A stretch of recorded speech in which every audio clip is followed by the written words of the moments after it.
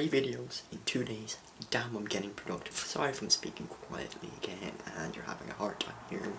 I'm recording this late at night when people are asleep again, so I don't want to speak too loud in case I wake them up. But anyway, I'm here not to talk about that. I'm here to talk about music. Well, it is a music channel, so why wouldn't I talk about music? Anyway, I want to talk about the 4th album by the Arctic Monkeys. Yes, I know this review is late, but better late than never. Now, before I start talking about the 4th album, I want to talk about the first 3 albums. Now, the first single I ever heard from the Arctic Monkeys was I Bet You Look Good on the Dance Floor. And sweet Jesus, that song blew me away. The very second I heard the thundering guitar riff and the pounding drums, to me it sounded like a statement of intent. It was like them saying, we're here, fuck you and get used to us. But as excited as I was for this single, as soon as I heard they were becoming hyped by the enemy, I was a little bit concerned because I'd been burnt so many times by the enemy telling me that this band are going to be the next big thing, and I listened to their album and I just couldn't hear what the hype was about.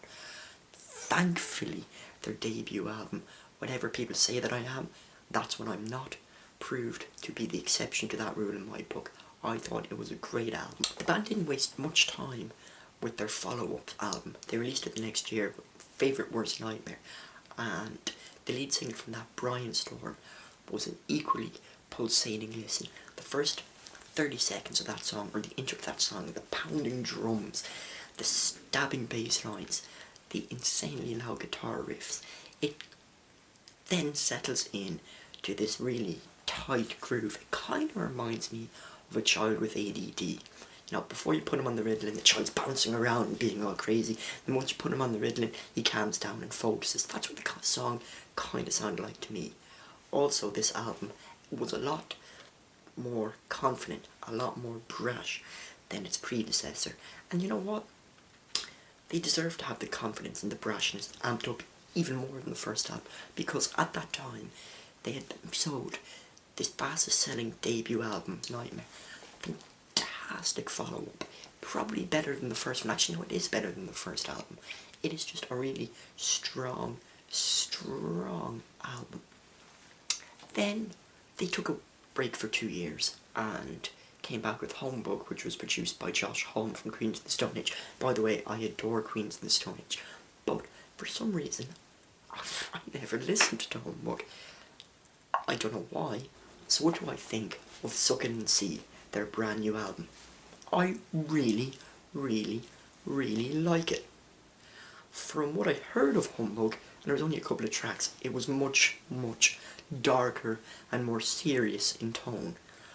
While this album, Suck It and See, takes the darker elements of Humbug and mixes it with the youthful and vibrant stuff that they've been doing on their first 2 albums, and it meshes brilliantly.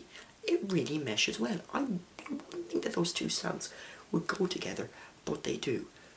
So what tracks on this album do I like?